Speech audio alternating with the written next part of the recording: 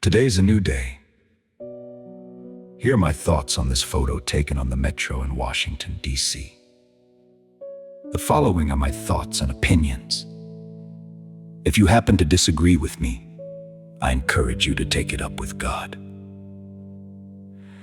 Look at this photo.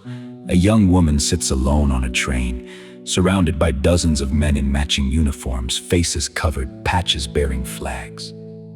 She meets the camera's eye. They refuse to be seen. This image is a parable, and it's the opposite of the gospel. The gospel unmasks, hate hides. Jesus never hid his face. He wept publicly, prayed publicly, died publicly. I have spoken openly to the world, he told his accusers. John chapter 18, verse 20.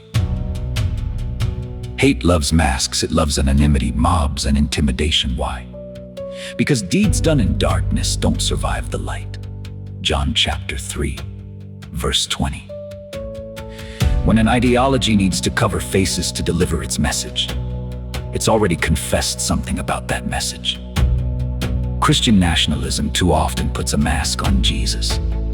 It takes the crucified Savior and dresses him in the uniform of earthly power. But Christ doesn't need our flags stitched to his robe. My kingdom is not of this world. John chapter 18, verse 36. When we try to make it of this world, we end up looking like this train car, coercive, not compelling. The gospel draws near, hate surrounds. Notice the posture here. One person, isolated, many others standing, looming. That's not how Jesus moved through crowds. He touched lepers when others stepped back. He invited Zacchaeus down from a tree when the crowd boxed him out. He stopped for the woman. No one else would look at. The gospel breaks circles of exclusion. Hate forms them. Christian nationalism, at its worst, baptizes us versus them. It defines who belongs and who threatens. But the cross destroyed the dividing wall of hostility. Ephesians chapter 2, verse 14. If our faith needs an enemy to stay strong, it isn't Christian faith. It's civil religion with a cross necklace. The gospel sees the individual, hate sees categories. I don't know the woman's name in the photo. You don't either. But God does. She isn't a symbol. She's a person made in his image. Genesis chapter 1, verses 27. Movements built on hate don't see people. They see demographics, threats, problems to solve. They make you afraid to sit alone on a train in your own city. Jesus' first question to people was often, "What do you want me to do for you?" Mark chapter 10, verses 51. He saw individuals. Christian nationalism tends to see a nation to save and turns people into footnotes. When saving America matters more than loving the person next to you on the metro, we've lost the plot.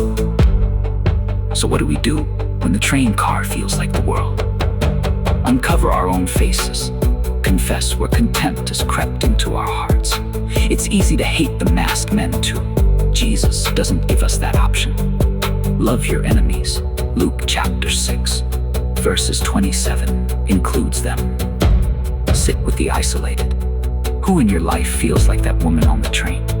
The gospel moves us toward them, not away. Proximity kills caricatures. Refuse the idols of power and fear. The early church changed the Roman Empire without voting, lobbying, or taking up swords. They did it by loving radically and dying well. Our witness still works that way. Remember what we're witnessing to. Not a Christian nation, a crucified Christ. We preach Christ crucified, the power of God and the wisdom of God. 1 Corinthians chapter 1, verses 23 and 24.